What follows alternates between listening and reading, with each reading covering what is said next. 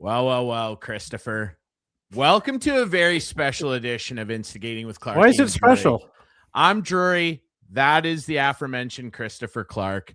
Listen, we got to get right to the chase here. All right. We've been blessed on this show. We've had a lot of fun guests on here, okay? There have been a lot of great people that we've been able to chat sports with on this show. But today is a little bit more intense, okay? Because we got a guest on here that has been one of the most entertaining, preeminent voices in Toronto sports media. I do not think it's a reach to say that. One of the all-time hot takers and entertainers. You guys know this guy from The Score, from Tim and Sid, from his days on morning television in Toronto, waking us all up, to his new endeavor now on his extremely successful and fun-to-watch sports podcast, the Sid Sixeiro Show on Sick Media. Ladies and gentlemen, it's my distinct pleasure to welcome on this gentleman, Sid Sixeiro. Sid, how are you, sir? I didn't deserve that intro. I can tell you that right now. I disagree. Very kind of you guys. Clarkey and Drury. Who's the dog in the back, Clarkey? That's that? Sandy. Yeah. Sandy. Hi, Sandy. Sandy always makes a cameo. Yeah. She's the unofficial mascot of the show. Yes, she is. She hears the show music and she comes running. It's 100%. A pleasure to be here, guys. This is going to be a lot of fun. Thanks for having me. Dude, it's great to have you on. Like I said, I mean, I've been watching you since I was a kid, and it's amazing to have you on here. No, that's not what it is. He's experienced. He's experienced.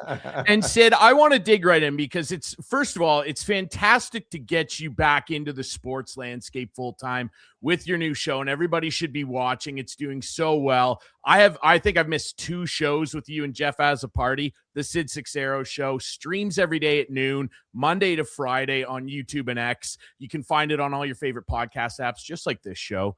I want to dig right into this with you, Sid, because you've been going off pretty hard the last week and a half about this situation that the Toronto Maple Leafs find themselves in. And I know you guys are aware of this. Clarkey, you're a Leafs fan. Sid, you've been commenting on this. The Leafs have a slogan. They have a slogan. I don't know what they changed it to. It's, what is it? Pride, courage, something else. It's in the collars of the jerseys. I would like to petition that this be put on their jerseys next year. This is the new slogan. The Firm. Great film. Okay. Gene Hackman, God rest him. That's the new slogan, Sid. Can you explain to me, because you were doing a great job of this last week going off about them hiring a firm. Why does an organization like this need a firm to find a new general manager or president? Well, let's the firm idea, and I'll be not at all sarcastic about this. This is the big picture is don't miss anything under the rock. Like, turn over everything on every candidate, because the last thing you want to do, the last thing you want is to bring in someone into MLSE, have the press conference, and then some funky bit of news come out. So at the minimum, what these firms are being asked to do is to properly vet people. Now, sometimes that goes well. Sometimes that doesn't go well. In terms of the proper hockey people, like, I think there's people in the city of Toronto here that could get that list for MLSE. Like, I don't think it's a difficult list. But in terms of paring it down and making sure there's no surprises around the corner PR-wise on any of these folks, that's what the firm, in theory, is supposed to do. In theory. Now, the other aspect of firms in corporate life is it alleviates blame in terms of how big the net was and who was caught in the net in terms of candidates. At the end of the day, Keith Pelley's still going to be responsible for every hire. But it does give him some wiggle room in case there's an AGM around the National Hockey League who gets a job in the next 6 months, who could have been available for a cheap price and wins like 3 cups in 5 years. Like, Pelley has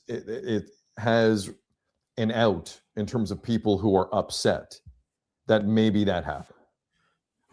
At the end of the day, it's down to Pelley. The intricate final interviews, that's MLSC, that's Keith. He wants that responsibility, he's getting it. But in terms of finding these folks, it's just a way of helping you make sure the candidates are on the up and up, and maybe give you a name or two that you haven't thought of before. But as we're finding out, most of these firms have agendas. And it's just the whole thing kind of reeks right now, personally. But we'll see. Listen, you never know. Pelley might hit 3 home runs here with the president of hockey ops, GM, and a coach. You have no idea. But in theory, Drury, to answer your question, if I'm in a boardroom talking to folks, blowing smoke up asses, that's what I say a firm does. Vet properly and give you a good field of candidate to choose from. That's what I would say.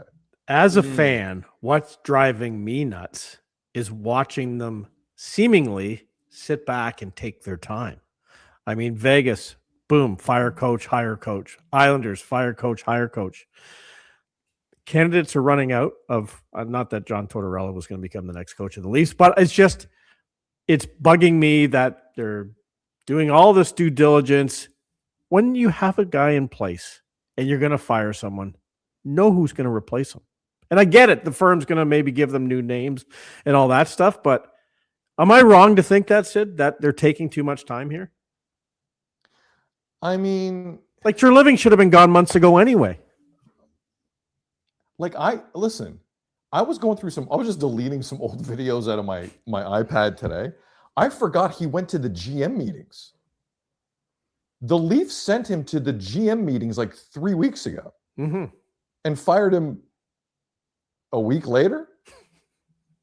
Like from that, listen, the Treliving thing, Brad, as most of you guys know, is one of the best guys in the business. Good person.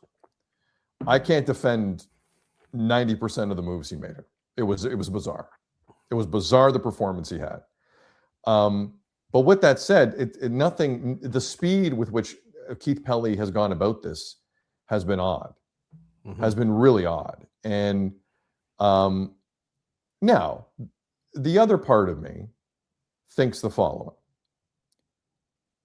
If you're not willing to wait for the Toronto Maple Leafs, it's probably not the right match, because as a corporate entity, they're not going to rush in there. This is not an organization that's going to fire a coach with 4 games left. This is not an organization that's going to make the difficult decision.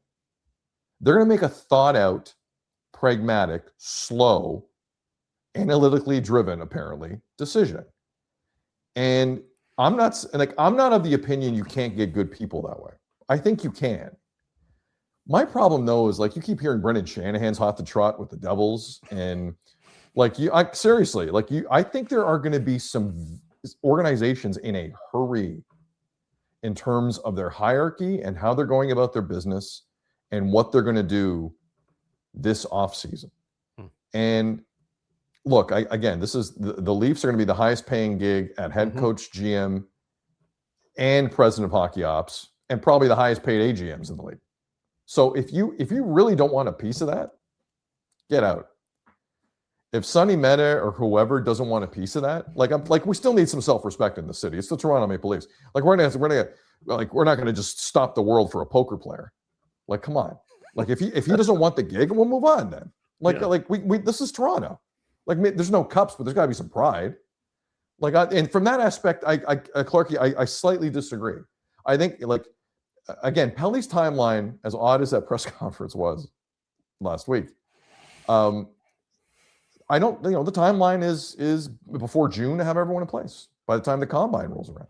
And I guess new names could pop up, right? We don't know. We don't know what's going to happen at the end of the season. Guys might get fired, and then oh, okay. Stuff happens all the time. Yeah, no, for sure. All the time.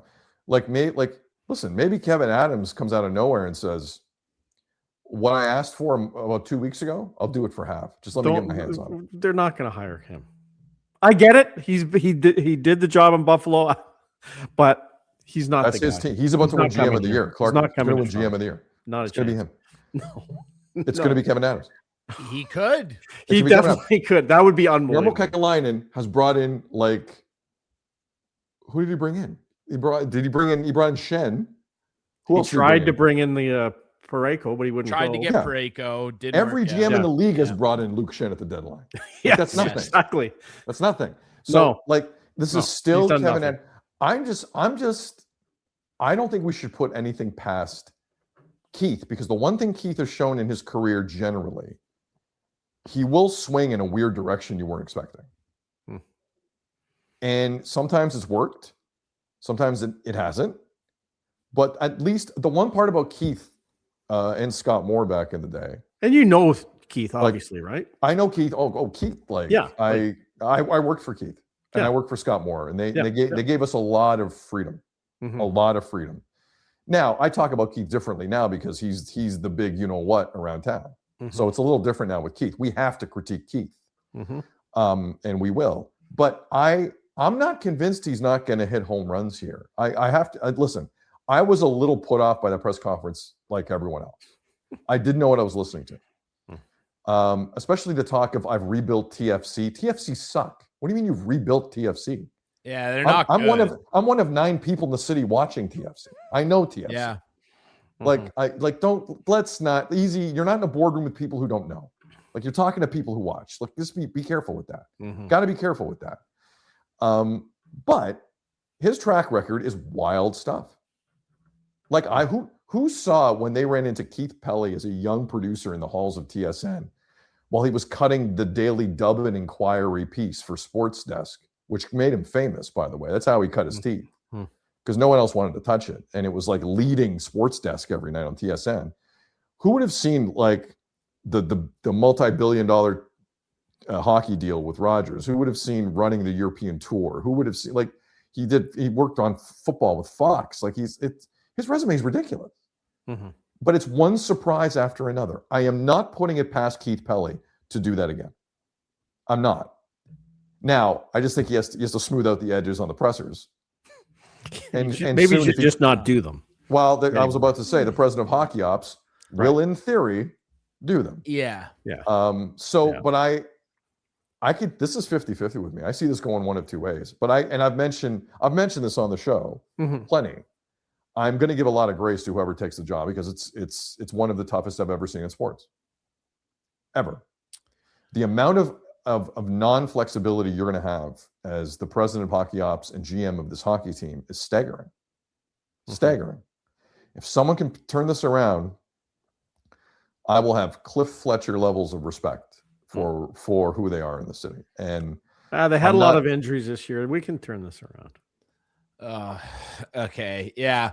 I can't do that dance with you again, Clarkey. It's just not, we can't do that here. I'll say this, like, I agree. I think that, like, Keith, whoever he does hire, is going to have an extremely difficult job. And during his presser, he and every other Leafs president, GM, executive over the last 59 years has said this word. And he said it, I think there was a count on it. I think he said it 22 times during the press conference. The C word, big popular word in Toronto, culture.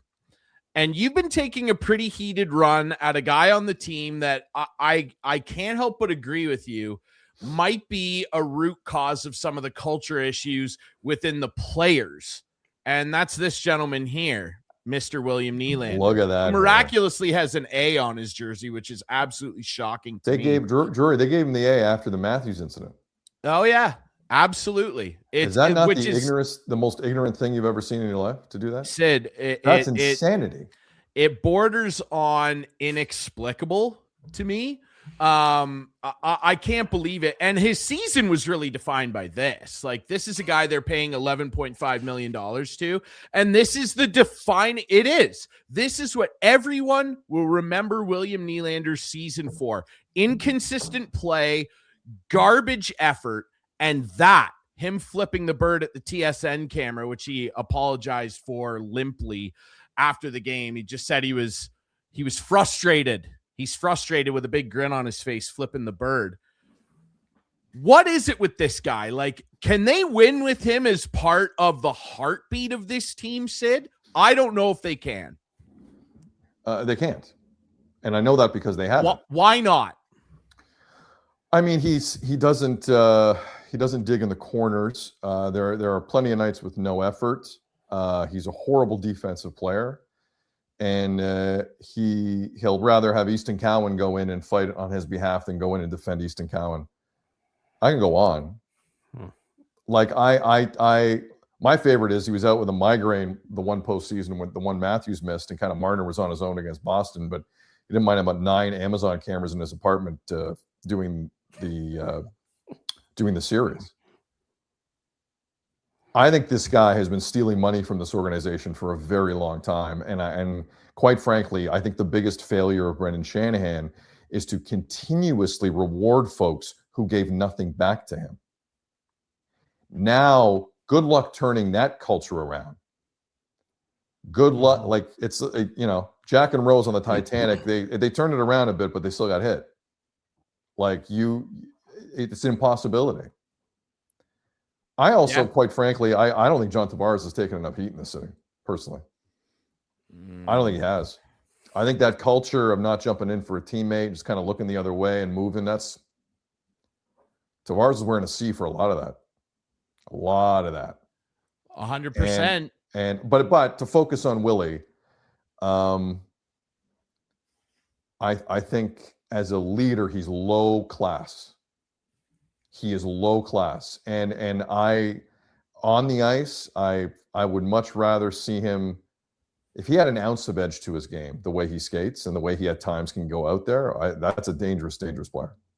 Dangerous player. But what's the goal? Like there are 2 types of organizations in hockey, guys. You know this. Would love to be in the playoffs.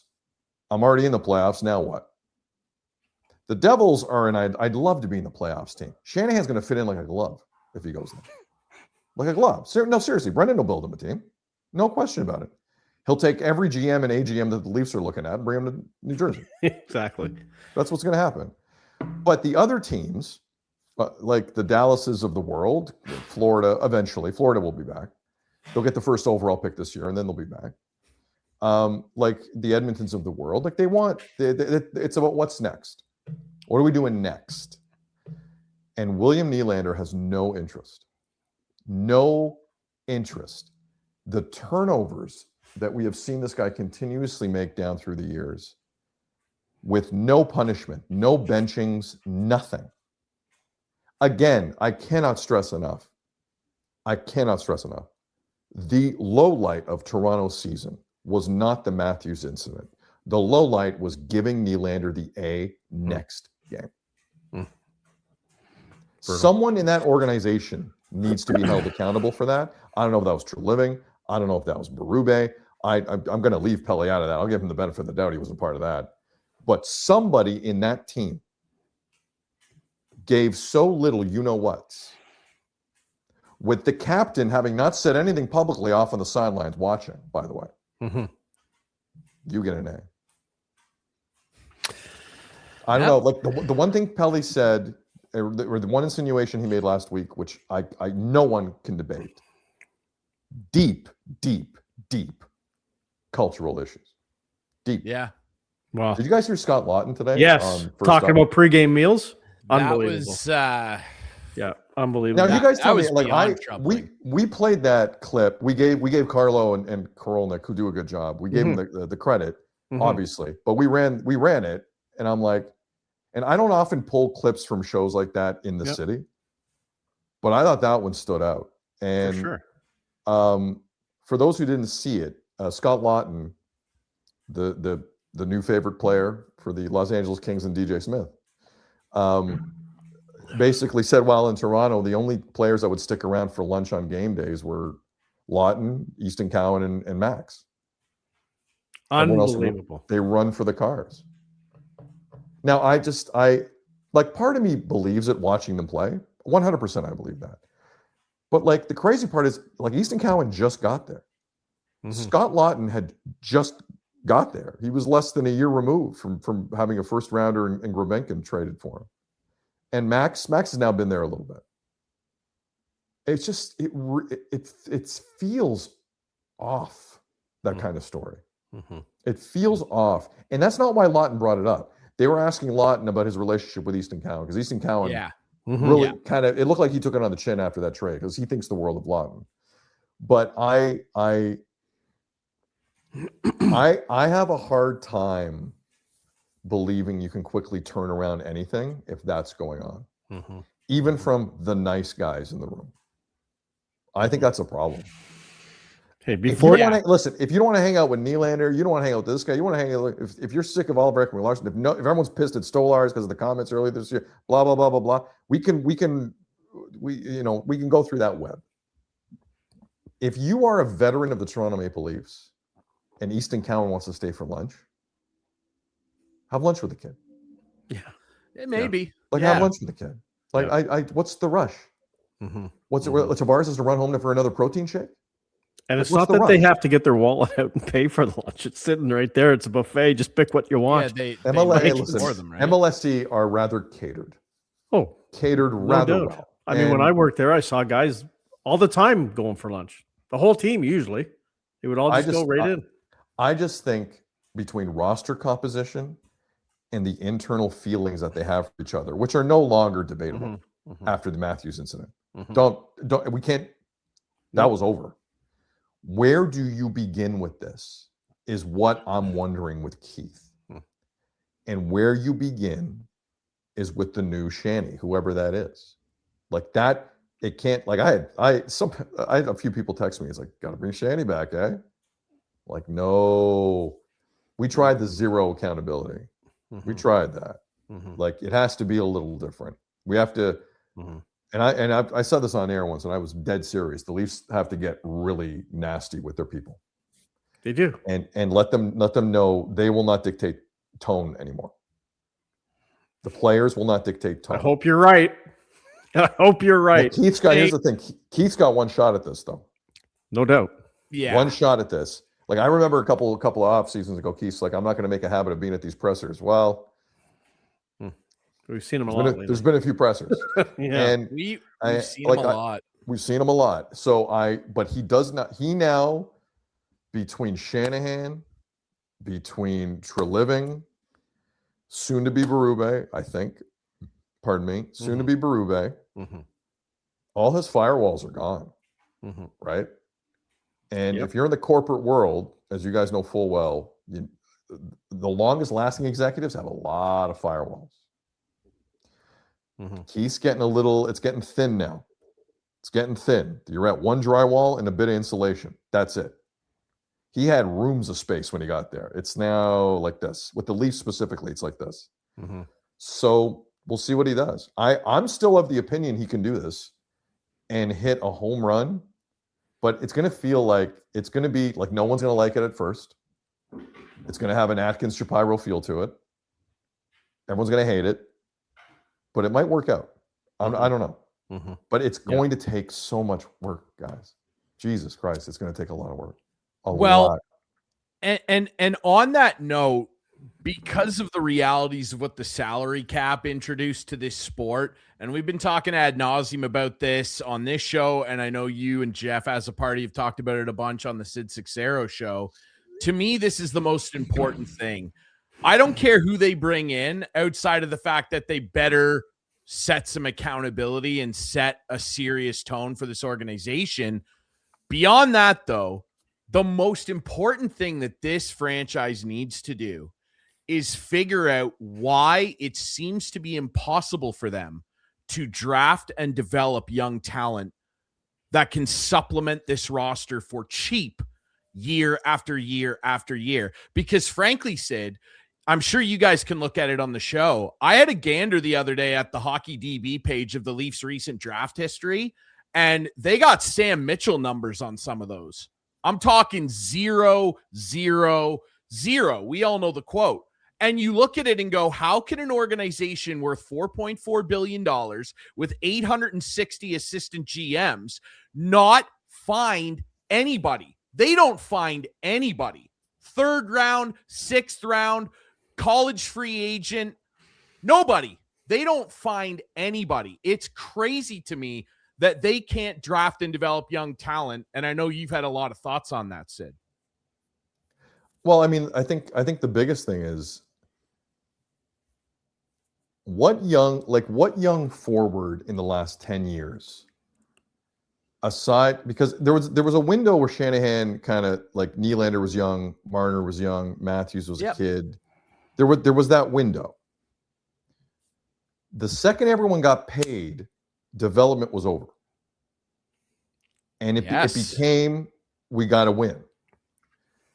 The Leafs, as long as I've been alive past the 80s, because the 80s were a gong show. I don't know what the direction was. Direction was don't get hit by Ballard's cane was the direction when you're around Maple Leaf Gardens. Mm-hmm. But in the 90s, things kind of changed. 2000s, things changed. But in this last iteration of the Shana plan and the last 10 years, the emphasis to give a 22 to 23-year-old 15 minutes a night for the Leafs was non-existent, unless you were the core. It wasn't about developing. It was about supplanting and making sure the same people were out there all the time. Same with defensemen. They twisted themselves into a pretzel to get the Jake McCabe's of the world. What about this Villeneuve kid down in the Marlies? You guys want to try it? Nope. Yeah, send him back down. Send him back down.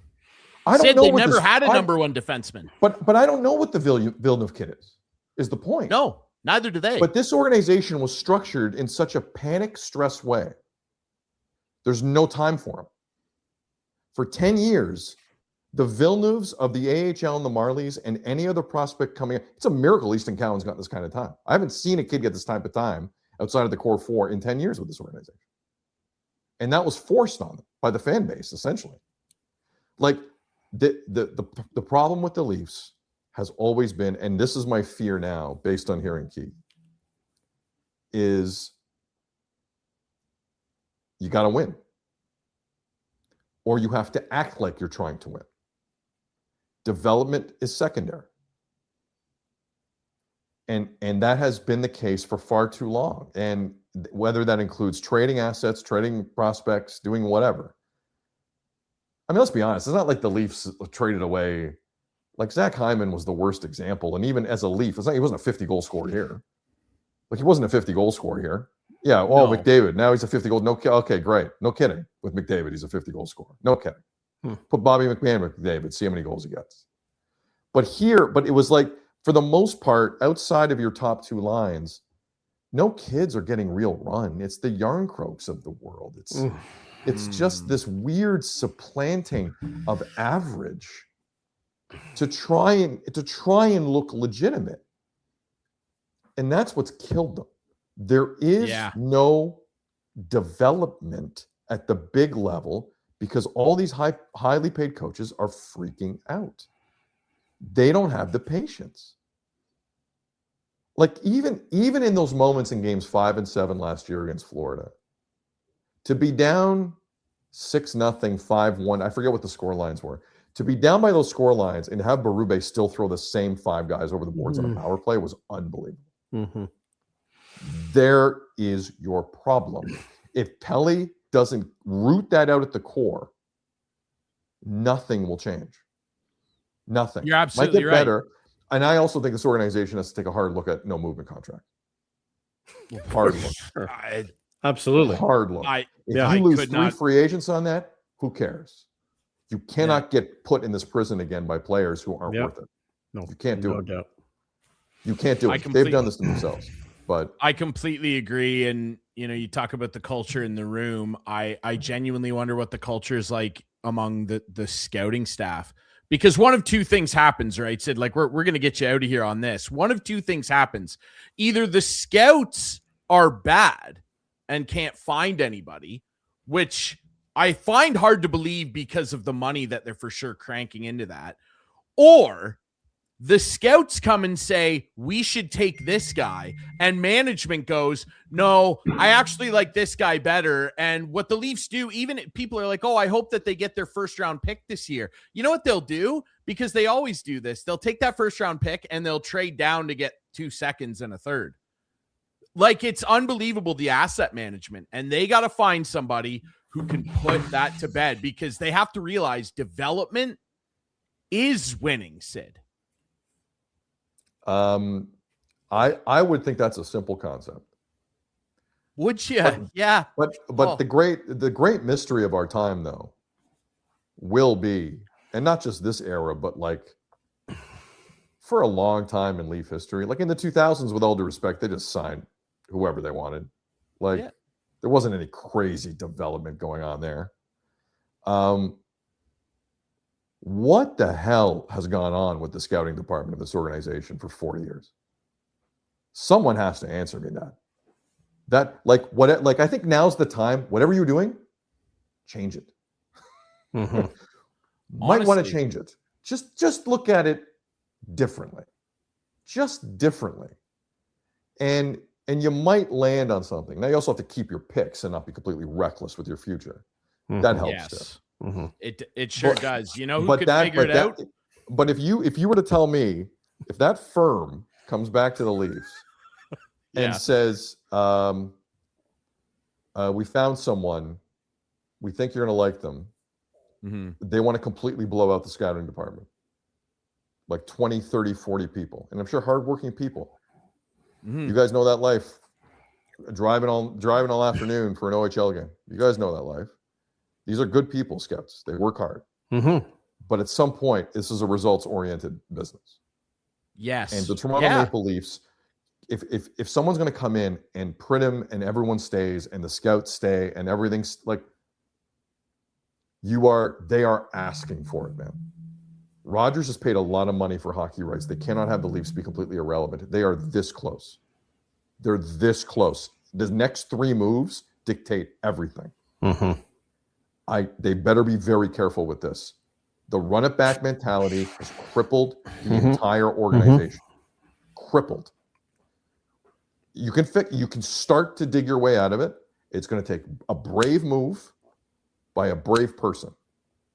Yep. Pelley is not against outside the box. He's not. Mm-hmm. He's not. Now's the time. Mm-hmm. And I feel like Ed Rogers and Staffieri and those guys up top, they'd be perceptive to it.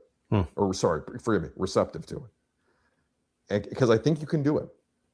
I think you can do it. How could they not be at this point? I mean, with the lack of success, especially with the scouting, you're right. It is the great mystery of our time. You know, if David Lynch, God rest him, was still alive, he could make a horror movie out of it, because it is an all-timer, man. It's a Twin Peaks mystery. I would say that. Clarkey, you're suffering. I'm sorry, brother. Speaking of now's the time, it's time to let our friend Sid go. Sid, we really appreciate this, man. We'd love to have you back. Everybody, tune in to the Sid Sixeiro Show, brought to you by Sick Media, Monday to Friday, noon. They usually go to 2. Sometimes cut it short for Jays, but generally it's 2 hours. You can find the podcast if you so nice, eh? Just to do whatever you want. Your favorite podcast. Hold on, I just got an email from myself about tomorrow's time. Yeah. So nice. 2-hour show. And you know, the fan launched in '92. The Jays were going to the World Series. The Leafs were on their way to the Final Four, I guess. And now you launch a show, and everything's in the shitter. But it's good because you don't want that middle ground, right? You want things are bad or good. Well, and you got 2 teams right now in Toronto who aren't doing well. Well, I'll say this. All I care about is be interesting. Yeah. Just be interesting. Yeah. Yeah. And we've seen all sides of it. We've seen all sides of it. There's never a dull moment in this city. No doubt. I do believe, call me naive, gentlemen. I do believe someone is going to fix the Toronto Maple Leafs at some point. I do believe that. And I think there are good hockey folks, young, ambitious hockey folks. Yep. I've said this a few times on the show. I think an experienced president with a brand new GM and a brand new head coach is exactly what this team needs. Exactly. Mm-hmm. Yeah. Exactly. It's a hard concept to argue, man. I just think because you'll have experience there. It's not like everyone's a complete rookie. Like you'll have some hands guiding them, and you can set the culture. Don't have the culture told to you. Well, that's how you guys know how it is sometimes. Well, that's how we do things here. No. The most dangerous sentence in human history. That's how we've always done things. That's how we've always done things. That's Willie being Willie. Willie being Willie. Tavares, good in the face-off circle. Yes, Good in sir. the face-off circle. Yes. Morgan's a good guy. Morgan's a good guy. Yep. Austin will figure it out. Keep saying those things. And you'll be in quite the bind. But this will be fun, gentlemen. This will be a good time. Thanks, buddy. It absolutely will. And, speaking of fun and being interesting, Sid Sixeiro, you are always interesting, my friend. I've enjoyed your work for many years. I continue to enjoy it on the Sid Sixeiro Show. I can't wait to see more, brother. Thank you so much for doing this, Sid. Really appreciate you, man. This was fun. Clarkey and Drury, appreciate it. Have a good night, man. Thanks. You too, brother. Thank you, Sid. Ladies and gentlemen, the incomparable Sid Sixeiro. And again, you can catch the Sid Sixeiro Show brought to you by Sick Media with Jeff as a party every day, Monday to Friday, noon to 2, live on X and YouTube. And you can find the podcast version just like this show on all your favorite podcast apps, Apple, Spotify, whatever you want, man. You know what worries me a little bit about What the worries you, culture brother? and the change and all that? A little bit? It Like, worries you a little no, bit? I'm just saying, like, what worries me a little bit is the parent company. Well, I've been there. Concern. However, That's been a let's concern. not worry about that right now. Now, I will say this before we bring on our next esteemed guest, a very good friend Let's of the show, see if he okay? can get his computer working today. I will say this. They spend money. There's no question about that. Like, look at the Jays. And You know how much money they make? The Jays snap. Like, yes, No, they I should understand spend money. Yeah, I understand. And they do. So, Yeah. like, no one can say, oh, they don't spend money. They spend it. It's just, like Sid said, like, I really do question when it comes to the Leafs what they're spending it on and what occurs. I'd pay to be a fly on the wall to be in these scouting meetings for this team over the last 15 years. Never mind since the draft existed, which we've criticized them for.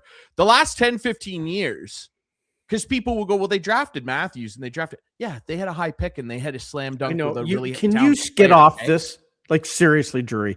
Every show, you have don't to. have to mention it every show, though. They have to. I'm sick of it. The audience is, we get it. They don't draft well. Let's move on. Let's talk about something else. It's the only thing to I talk get it. about with their organization to me. Well, no, it's not. There's a lot of other bad things to talk about time and time again. Anyway, is them? Mr. I don't know. Is our next guest coming on here? Like, I want to say that he's figuring things out here. We want to bring our friend Ian Doig on. Okay. guess what? We can see him in there. He's in in our the waiting queue. room. In the queue. He's in the queue. But I don't see his image on screen. So we're going to see if Doigie can get the camera. He figured going. it out when he was in Australia. Now he's home. He's home in Minising, Ontario. Sort it out. He spent the weekend in Grand Bend. Did you know that? I did. You know what? Maybe he's on the phone right now with Keith Pelley. Maybe they're going to bring Doigie in there. We don't know. Well, you know what I mean? Yeah. I think he's trying to work out a deal for Morgan Riley. He could be on the, well, that'd be we all know that would be the first thing that our friend, longtime golfer, golf pro Ian Doig, who should be coming on the show any minute now. We're trying to get him on there. We're just trying to figure out what his camera's doing. Let's talk about this. Yeah. Hey, now we're recording this Wednesday, April 8th. This image for everybody on the 7th in the back-to-back loss to the Dodgers, the 6th straight loss for your Toronto Blue Jays. Yeah, but it worked. John Schneider, they won today. They won 4-3. They snapped a 6-game skid. How about that? And John Schneider I think that's Dave Merzell or Dan Merzell. I don't know, but he umpire, took it, didn't he? Losing it on. He took it. Like, he took it. Like, And, I don't know if I could have taken that. Down. Like, there was spit flying and It's a scary man. John Schneider's a scary guy. He's a big dude. He's a big dude. Yeah. But I agreed. Like, how can only one umpire catch a balk? All four umpires, any of the four can call it. And I saw our umpire-loving guest that we had on the show many times, Jim Cressman, saying, oh, he's just trying to blame somebody.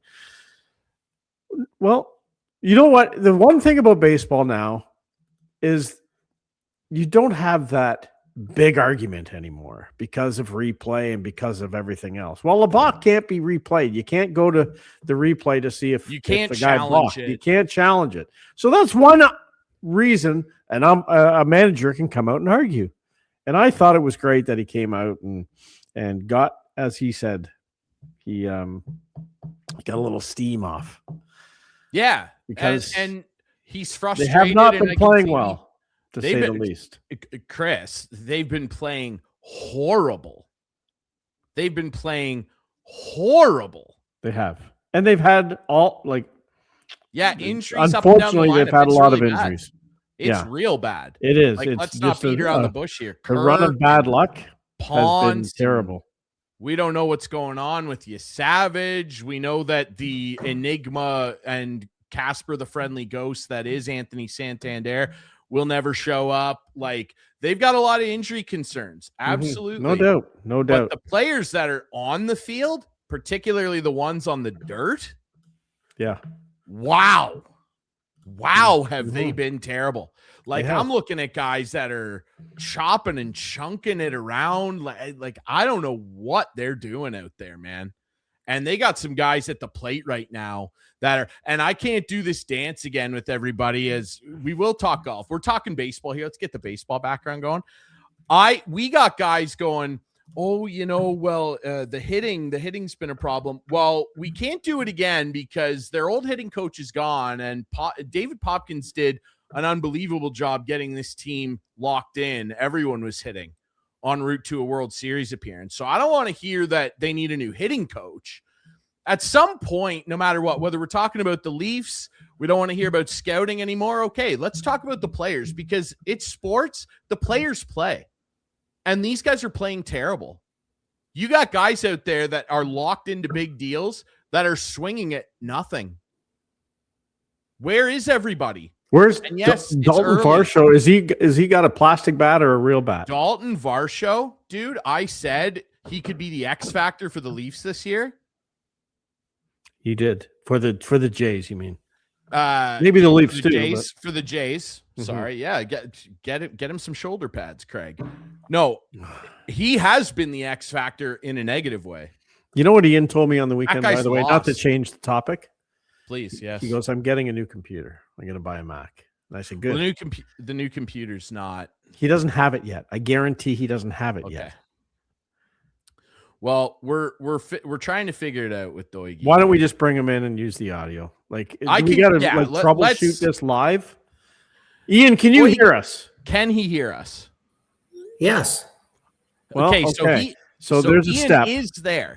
Ian is there. We just don't have an image of him. It tells me I'm backstage and the host has to add me. We did, but we can't see you. But we can't. Your make camera's your camera off. We've been waiting. We've been waiting for your camera to be turned on. I love that everybody listening and watching is going, I love that they're just trying to figure out a camera for this guy. Yeah. It's amazing. We might turn your camera on. We might have to just roll with this. I know. Because we got serious business to take care of here, gentlemen. Okay. Thankful he can golf. Doige, we might not be able to see him, but we can hear him. And at the end of the day, that's the main thing we need. Yeah. There is a camera option. There's a little camera at the bottom of your screen, Doige, and I'm clicking on it. Okay. And it comes up Ian Doig with no image, but yes. It said you're in the show. Everyone can see and hear you.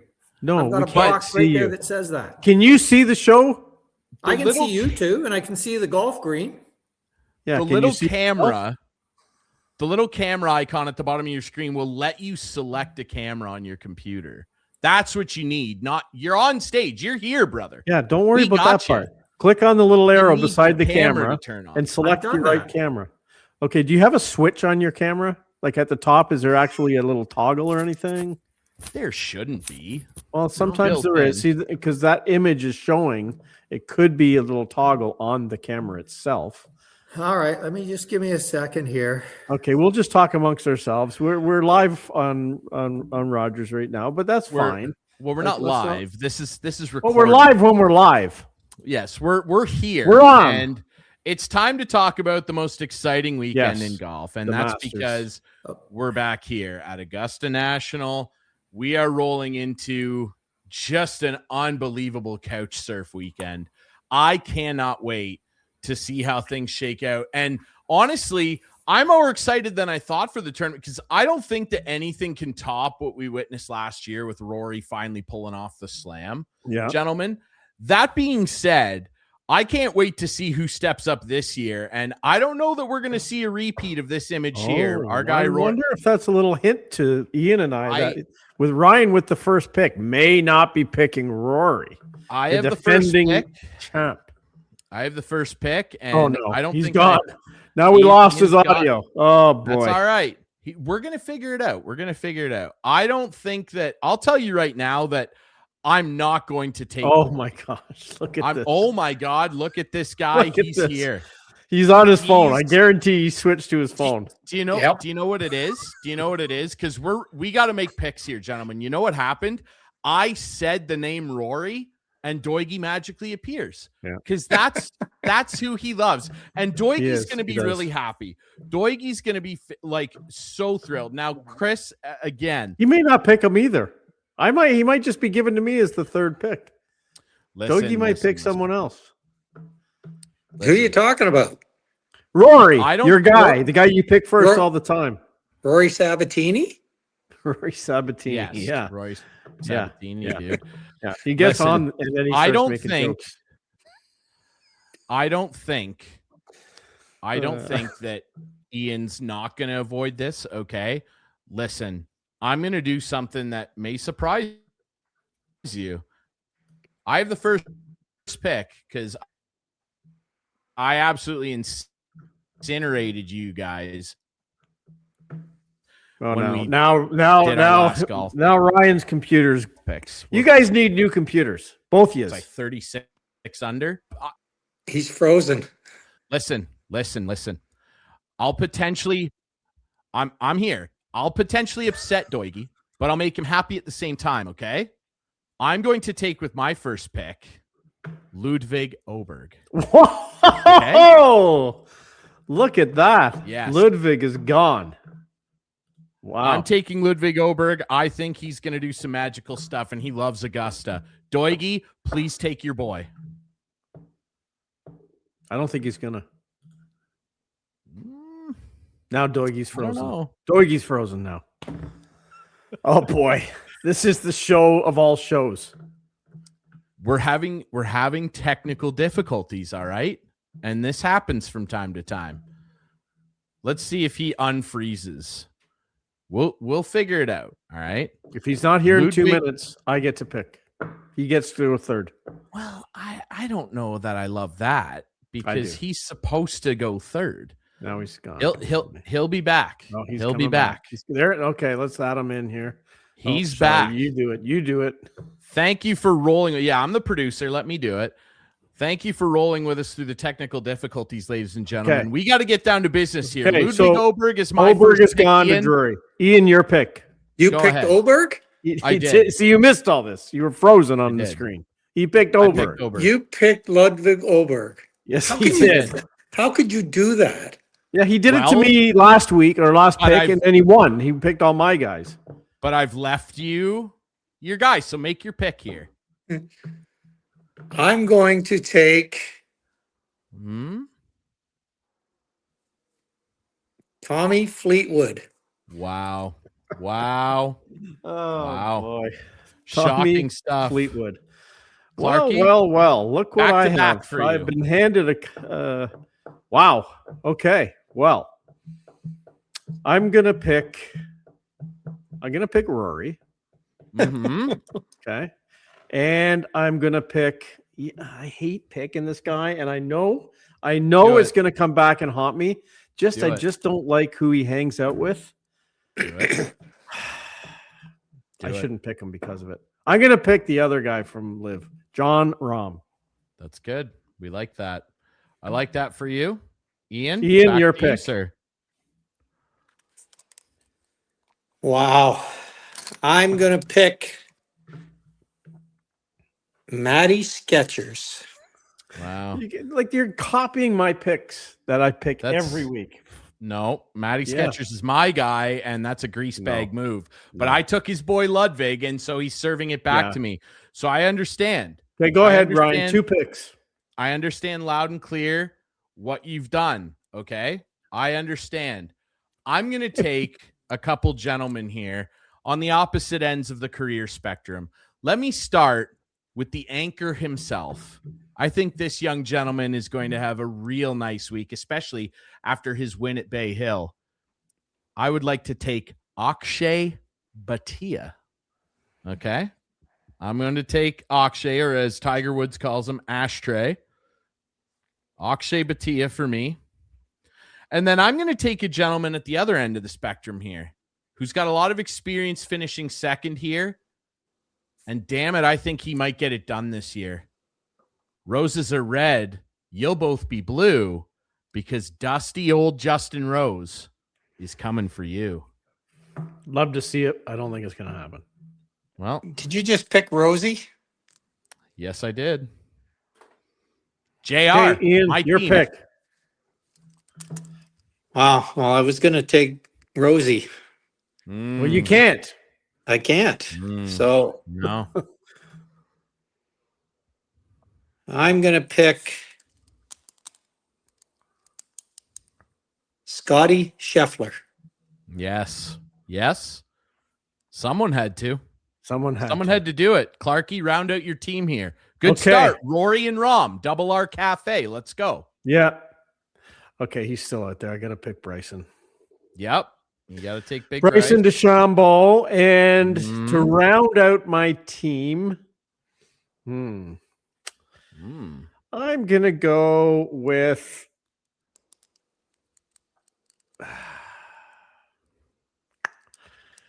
Xander Schauffele.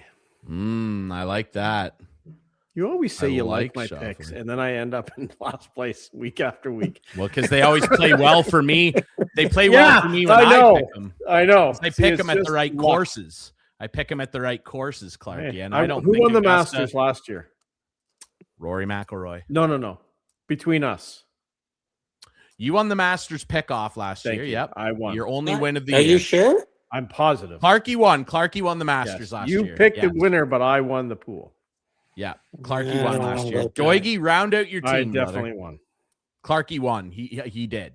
He did. All right. the only round one I out my had, buddy. team. Round out my team. Yep.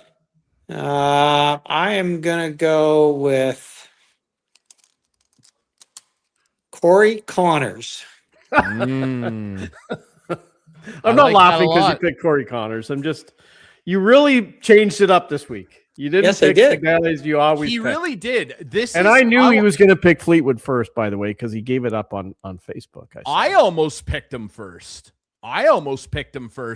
Now, I will say that this is the most interesting and I would say diverse set of picks I think I've ever seen Doigie make on the show. Yeah, he's finally No not Rory. picking the same guys. No Oberg, although Oberg was not available Trust me. to him.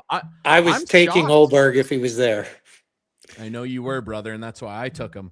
I'd like to round out my team with another young gentleman who I think could really, and you know what? I was really considering Corey if he was there, but he's not. Mm-hmm. And so this is the guy I still would have taken, though. Corey would have made me think if he was there because we love him here in Listowel.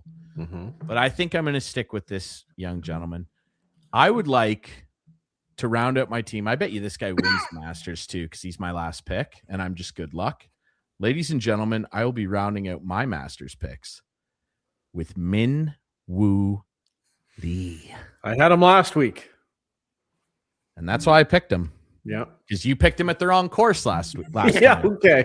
And this is the right course for Minwoo to Okay. do some damage in front of the azaleas. Okay. I thought you were going to pick Cameron Young. The guy won it for you, Anyway. No, I don't need Cam Young this week. I don't like his odds at the Masters.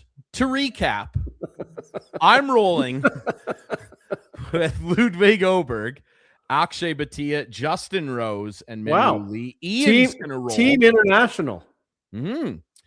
Ian's going to roll with Tommy Fleetwood, Matty Skechers, my guy, Scotty Scheffler, and Corey Connors, the pride of That's here in basically my Listowel, team. Ontario. Week after week. All my guys. So you'll finish last. I mostly pick Skechers, and I pick Fleetwood a lot more than No, you don't. Guys, if we Yeah. go back to the beginning, Yeah. I always pick those guys. Always. Mm-mm. Yes. No. See, I was the Matty Skechers champion.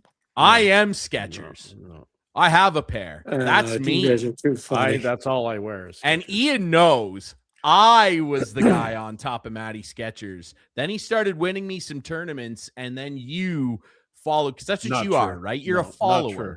Not I'm a true. leader. I'm a trendsetter. And In you're 2 a years, follower. you guys will be picking Jake Knapp every week. I'm Jake Knapp. Skechers. No. You watch. No. You Never watch. heard of him. Who's- Never heard Who's of him. Jake Knapp? Exactly. Never heard, Yeah. Never heard of him. Yeah, He will okay. not be part of Yeah. my team. Now watch this week. He'll freaking probably win. I'm Skechers, and you're New Balance. Clarkey rolling with Rory, the defending champ, John Rahm, DeChambeau, Xander Sakafali. So there we go. There's our Masters picks. Best of luck, gentlemen. We got a couple minutes left here. Doigie, fun trip for you. Glad to have you back here in the, somewhat still Great White North. Well, yeah, it's good to be home, but I do want to let everybody know I'm heading south this weekend. That's I'm good. heading down. I'm heading down to work on my game a little bit in Pinehurst. Are you North going to Carolina. Augusta? No, Oh, I'm not. you're going to North I'm heading down to Carolina. Okay. Pinehurst, North Carolina, Okay. to work on my game, but also unfortunately I have to go down to a funeral. So funeral's on that's too Wednesday. bad. So yeah, a long time friend of mine, like almost like a second mother to me. I met her when I was 16 years old in Bermuda, and I've stayed with her and her husband for basically the last 50 years. So Wow. yeah, so she passed, and so I'm heading down for the funeral to see the kids and everything. So yeah, but get some practice in. But I brought something up from the archives that I thought I might show. I don't know if Look you at can see that. that or not, but that's my yardage book from the 1984 Masters, and it is signed by Ben Crenshaw, who won that year. And I took it Wow. back. I took it back a number of years later, and I pulled it out when I saw Ben, and Ben and I were friends. And I said, "Hey Ben, I got something to show you." And I pulled it out and showed it to him. And I said, "Would you sign it?" And he kindly signed it for me, and we did a picture and everything. So yeah, Very pretty nice. cool, eh? Yeah. Yeah. So And I'd like to pull something out of the archives too, but I Okay. didn't get to do it. Do But it we can quick. just talk about it. We Do it quick. Ian and I both played Pebble Beach on Sunday in the Mm. simulator, and he had to resort to getting in my head on the 18th hole because we were tied, I think, on the 18th. And then he started getting in my head. And Uh-huh. we weren't Yeah. tied. You well, were losing. maybe one up. Yeah. Yeah, I was lights out, Sure. and he had to resort to going down that. That All way. I said, I don't even think I really said anything major or anything, but it was really funny that Clarkey played from 5,600 yards and I played from almost 6,800 You're a yards. pro. You're a pro. you know, That's the way it goes. and That's it's why they have and it's different tees. It's simulator golf, and everything inside of 12 feet was a gimme for Clarkey, and for me it was 5 feet. So No, that's know. not true whatsoever. We had the same gimme circle. We had the same gimme circle. I And believe Ian, you Ian. gotta work on your putting. I believe Ian. I believe him. Doigie, you're a man of integrity. If there's It anything was fun. we It know was on a this fun show, weekend having We- Doigie here. it's And that. we did have a good weekend. It was good to Yeah. be up there with Clarkey, and it's nice And to be Lance- home, but it's Lance too Chomick cold came for over me too. here. Yeah, and our good friend Lance Chomick, you all-time go. leading scorer for the Argonauts. Yes. Um, Friend of the show. he came friend- over. Friend of yep. the show. Yeah, and And it was Dan really and funny. Amanda. Clarkey knew Lance, and I knew Lance, but Clarkey didn't know I knew Lance, and I didn't know that Clarkey knew Lance, and we ran into each other all at the golf course last year. So Yeah. it was really cool to connect. Yeah. So There you go. Well, it's great to Yeah. connect with you and get our Masters picks in. Ladies and Fun. gentlemen, thank Yeah. you so much Thanks, to our boy Doigie. Thanks Ian for getting Doig. on your phone there. Yes, thanks to Sid Sixeiro, the legend himself. Watch the Sid Sixeiro Show Monday to Friday from noon to 2 on YouTube and X. Find the podcast on all your favorite podcast apps, just like this show. You can watch us on Rogers TV, YouTube, all your favorite podcast apps. Follow us at Instigating Pod on social media. We'll be back next week with more Instigating with Clarkey and Drury. We'll see you then.